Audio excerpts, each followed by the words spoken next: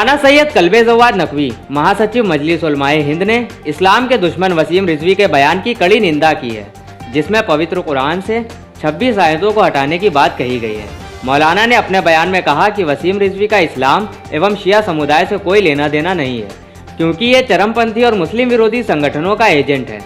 उसके इस बयान के खिलाफ सभी शिया एवं सुन्नी उलमा और राजनीतिक व सामाजिक नेताओं को इसके विरोध में एकजुट होना चाहिए और सरकार से इसकी गिरफ्तारी की मांग की जानी चाहिए। मौलाना ने अपने बयान में कड़ा रुख अपनाते हुए कहा कि वसीम रिजवी अपने बयानों से साबित कर रहा है कि वो यजीद का वंशज है। ऐसे लोग शियों को बुरा भला कहने का मौका देते हैं, पर याद रखना चाहिए कि शियों को बुरा भला कहने वाले और बुरा भला कहने का मौका देने वाले दोनों एक ही ताकत के एजेंट हैं। मौलाना ने कहा कि शिया कुरान में किसी भी प्रकार की तब्दीली और तहरीफ के कायल नहीं है। मौलाना ने कहा कि वसीम रिजवी ने कट्टर मुस्लिम विरोधी ताकतों को खुश करने के लिए ऐसा किया है ताकि वो उसका समर्थन करे और वो जेल जाने से बच सके। जैसा कि सब जानते हैं, वक्फ बोर्ड की CBI जांच चल रही है, इसलिए वो ऐसे बयान दे रहा है ताकि उसकी बेईमानी और भ्रष्टाचार पर पर्दा पड़ा रहे। मौलाना ने कहा कि हम इस संबंध में ईरान और इराक के मराज़ाए किराम एवं मुज्तहिद हजरात को एक पत्र लिखेंगे ताकि उनसे वसीम रिजवी के इस बयान के संबंध में एक आदेश लिया जा सके और इसे इस्लाम और शियत से खारिज घोषित किया जा सके, ताकि वो किसी मुस्लिम संगठन और बोर्ड का सदस्य ना बन सके। मौलाना ने कहा कि वसीम रिजवी ना तो मुसलमान है और ना ही उसका शिया समुदाय से कोई लेना देना है, बल्कि वो मुसलमान विरोधी ताकतों का एजेंट है और उनका नाजिस कुत्ता है जो उनके इशारे पर उनके सामने दुम हिलाता रहता है। मौलाना ने कहा कि इस तरह के बयानों पर कोई प्रतिक्रिया नहीं देनी चाहिए, क्योंकि इस तरह के बयान धार्मिक भावनाएं भड़काने और हाईलाइट होने के लिए दिए जाते हैं, जिस पर सरकार और प्रशासन को तुरंत कार्रवाई करनी चाहिए। लेकिन मजबूरी ये है कि अगर इसकी निंदा नहीं की जाती तो लोग सोचते हैं कि शिया इससे खुश हैं, जबकि हम लोग बहुत पहले ही कह चुके हैं कि इसका इस्लाम और शिया समुदाय से कोई लेना देना नहीं है। मौलाना ने कहा कि जिन कुरान की आयतों के खिलाफ उसने कोर्ट में जनहित याचिका दायर की है, उसे उन आयतों का सही ज्ञान भी नहीं होगा। उसको जो ड्राफ्ट तैयार करके दिया गया है उसी को उसने अदालत में दाखिल किया है। अपने बयान में मौलाना ने कहा कि अब सभी शिया सुन्नी उलमा, राजनीतिक और सामाजिक नेताओं को उसका खुलकर विरोध करना चाहिए,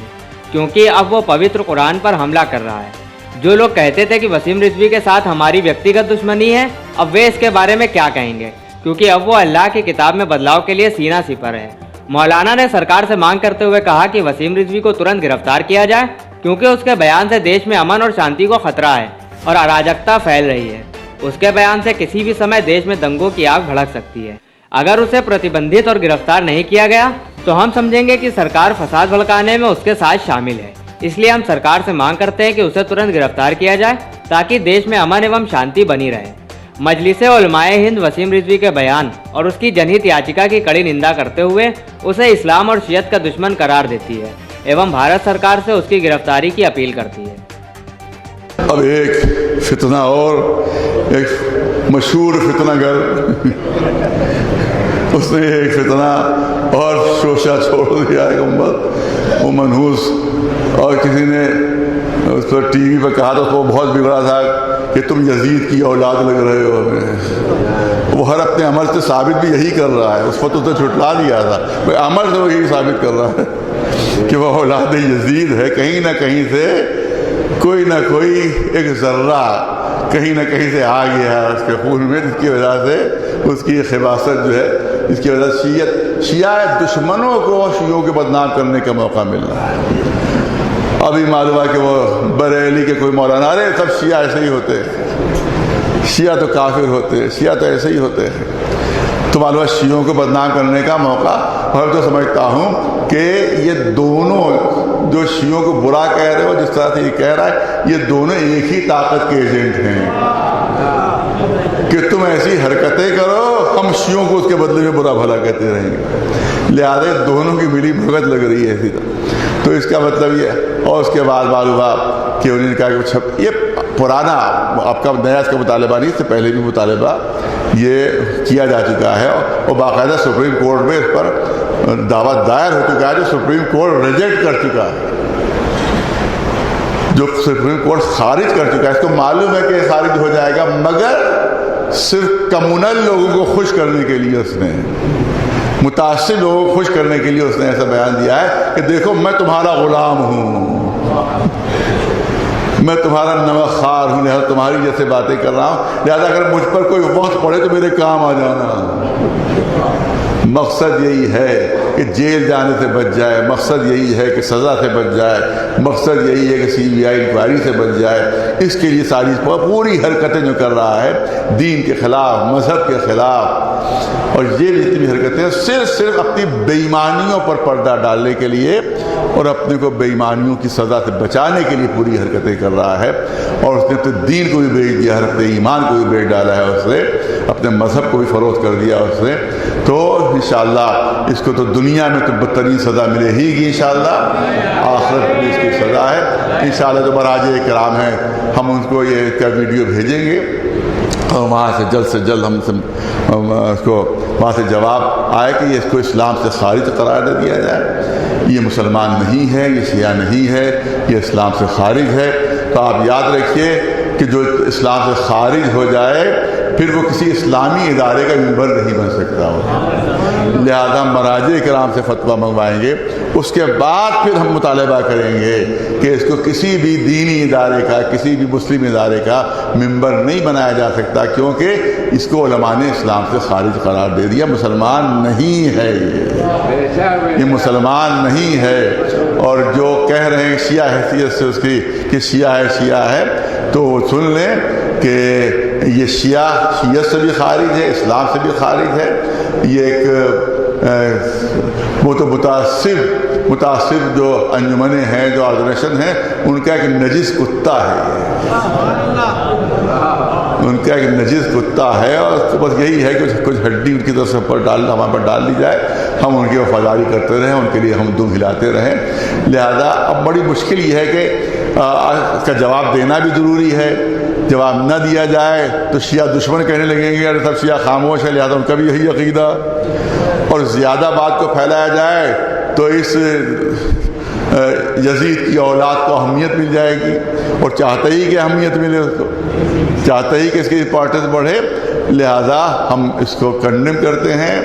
اس کو ہم شیعہ سے خارج قرار دیتے ہیں، ہم اس کو اسلام سے خارج قرار دیتے ہیں، اور انشاءاللہ تمام مراجع کرام انشاءاللہ جواب یہی آئے گا کہ اسلام سے خارج ہے، مسلمان نہیں۔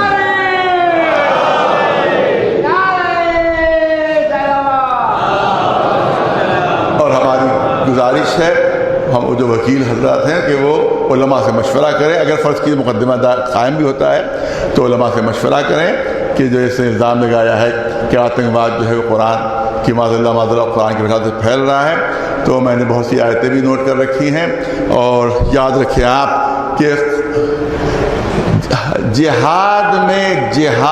ہمارے علماء کا فیصلہ ہے کہ جہاد میں ابتدا کرنا حرام ہے، جہاد میں ابتدا کرنے کی، جنگ میں ابتدا کرنے کی اجازت نہیں دی ہے، صرف اور صرف ہمیں ڈیفنس کی اجازت ہے، صرف اور صرف اسلام میں اٹیکنگ جہاد نہیں ہے، ڈیفنسو جہاد ہے۔ پورے قرآن میں کتنی آیتیں میں نے نوٹ کی، وقت نہیں ہوگا کہ میں اس کو پیش کر سکوں، لیکن دو ایک آیتیں جو ہیں، سب سے پہلی بات تو یہ ہے کہ جو جنگ کی اجازت دی گئی ہے اسلام کی طرف سے، وہ تقریباً بعثت رسول کے 15.5 سال بعد اجازت دی گئی ہے کہ تم لوگ جنگ کر سکتے ہو ان سے جو تم سے جنگ کر رہے ہیں، جو تم سے جنگ کر رہے ہیں تم ان سے جنگ کر سکتے ہو۔ یہ سورہ بقرہ میں بھی ہے اور سورہ جمعہ میں بھی یہ ہے، اور اس میں جو ہے قاتلوا فی سبیل اللہ الذین یقاتلونکم ولا تعتدوا ان اللہ لا یحب المعتدین۔ دیکھو ان سے لڑو جو تم سے پہلے سے لڑ رہے ہیں، جو تم پر حملہ آور ہیں، جنہیں نے تم پر حملہ کیا ہے۔ ہم اجازت دیتے ہیں کہ تم اپنا ڈیفنس کرو، تم ان سے لڑو۔ اور بہت توجہ نظر کرنا چاہتا ہوں، تاریخ اٹھا کر دیکھ ڈالیے کہ جتنی بھی جنگیں لڑی گئی ہیں وہ مدینے کے آس پاس لڑی گئی ہیں، مدینے کے آس پاس لڑی گئی ہیں۔ تو اس بات کی دلیل ہے کہ جب حملہ ہوا ہے تو مسلمانوں نے اپنا ڈیفنس کیا۔ اس کا مطلب ہے اسلام میں ڈیفینسو جہاد ہے، اٹیکنگ جہاد نہیں ہے۔ اور اس کے بعد سب دیکھیے یہ بھی یہاں پہ ہے کہ وَاقْتُلُوهُمْ حَيْثُ ثَقِفْتُمُوهُمْ، تم پر اس طرح سے میں ظلم و زیادتی کی ہے اور تمہارے لوگوں کو قتل کیا ہے، اب تمہیں اجازت ہے کہ تم بھی جواب میں، بدلے میں ان کو قتل کر سکتے ہو۔ اور دیکھو مسجد حرام کے قریب کبھی جنگ نہ کرنا، لیکن اگر وہ اس سے غلط فائدہ اٹھا کر تم پر حملہ کر دیں، یہ سوچتے ہوئے کہ یہ تو لڑیں گے نہیں، تو ہم ان کو اجازت دیتے ہیں کہ مسجد حرام کے پاس بھی تم اپنا ڈیفنس کر سکتے ہو، اور اس وقت تک ڈیفنس کرو جب تک کہ وہ حملہ آور رہیں، اور جب وہ سلو کے لیے ہاتھ بڑھا دے تو فوراً بڑھا ہوا ہاتھ قبول کر لو، فوراً سلو کر لو۔ اور دیکھو ہرگز کسی چیز میں زیادتی نہ کرنا، تم جتنا جہاد ضروری ہے اتنا جہاد کرو، لا تعتدو۔ دیکھو جواب میں بھی زیادتی نہ کرنا کہ اگر کسی نے ایک ڈنڈا مارا ہے تو جواب میں اس کو 25 ڈنڈے مار دیے ہم نے۔ ہوتا یہی انسان کو جب غصہ آتا ہے تو معلوم ہے کہ اس نے پہلے ایک ڈنڈا مارا تو جواب میں اس کو پیٹ کر رکھ دیا، ہڈیاں بھی توڑ دی اس کی۔ نہیں، یہ نہیں، جتنا ظلم ہوا ہے اسی کی مناسبت سے تم کو جواب بھی دینا ہوگا، اسی کی مناسبت سے تمہیں ڈیفنس کرنا ہوگا۔ اور دیکھو، اور صرف ظالموں سے لڑنا، کبھی کسی بے گناہ پر کوئی ظلم نہ کرنا۔ یہ ہے پوری 190 سے سورہ بقرہ کے 190 سے لے کر 195 تک جتنی بھی آیتیں ہیں پڑھ لیجئے بھی جا کر، اس میں صاحب کو صرف اتنا ملے گا کہ اپنا ڈیفنس کرو، اپنا ڈیفنس کرو، اپنا ڈیفنس کرو، اپنا ڈیفنس کرو۔ تو اسلام میں ڈیفنسو جو ہے وہ جہاد ہے، اٹیکنگ جہاد نہیں ہے۔ اسی وجہ سے آپ کو علماء سے کوئی فتوے کی ضرورت نہیں ہے اپنے ڈیفنس کے لیے، پوری توجہ ہے، علماء سے اپنے ڈیفنس کے لیے کسی فتوے کی ضرورت ہے ہی نہیں۔ دشمن نے حملہ کیا، ہم نے آیت اللہ سیستانی صاحب کو خط لکھا کہ ہم جواب دیں کہ نہ دیں، اور جب تک وہاں سے خط آیا ہے یہاں معلوم ہمارا صفایا ہو گیا اس وقت تک۔ لہذا اسلام نے ڈیفنس کی اجازت دی ہے، اس میں کسی عالم کی بھی فتوے کی ضرورت نہیں ہے ڈیفنس کے لیے۔ ہاں اگر جہاد کرنا ہو تو معصوم کی اجازت کی ضرورت ہے، غیر معصوم اجازت نہیں دے سکتا۔ ایک سلوات بھیجے میرا نام